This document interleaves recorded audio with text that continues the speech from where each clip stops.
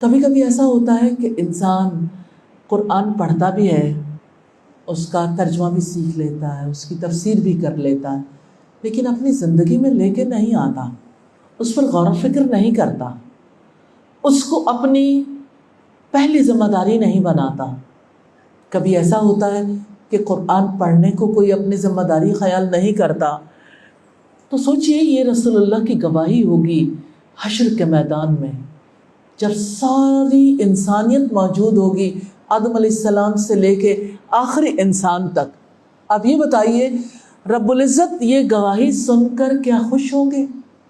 کیا رسول اللہ صلی اللہ علیہ وسلم خوشی سے یہ گواہی دیں گے کہ میری قوم نے، میری امت نے قرآن کو چھوڑ دیا تھا؟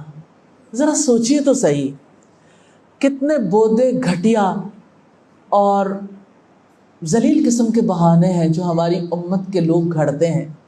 ہمارے گھر اکیلے ہیں، ہمارے لیے وقت نکالنا ممکن نہیں، کسی کی تعلیم ہے، کسی کے لیے گھر کا کام ہے، کسی کی جاب ہے، کسی کے بچے ہیں، کسی کا بزنس ہے، کسی کا شوہر ہے۔ کیا زندگی دوبارہ ملے گی؟ کیا دوبارہ یہ وقت ملے گا؟ زندگی کے لیے جو رہنمائی آئی ہے وہ اسی زندگی کے لیے ہے، اس کے بعد کبھی کوئی اور زندگی ملنے والی نہیں ہے۔ ہم نے نہ سیکھا تو محروم رہ جائیں گے۔ آخر کب تک اپنے آپ کو دھوکہ دیتے رہیں گے؟ آخر کب تک خود کو محروم رکھیں گے؟ کیا واقعی حشر کے میدان میں یہی کہنا چاہتے ہیں، یا لیتنی اتخذت مع الرسول سبیلا، ہائے اے کاش کہ میں رسول کے ساتھ ہدایت کا راستہ اختیار کرتا۔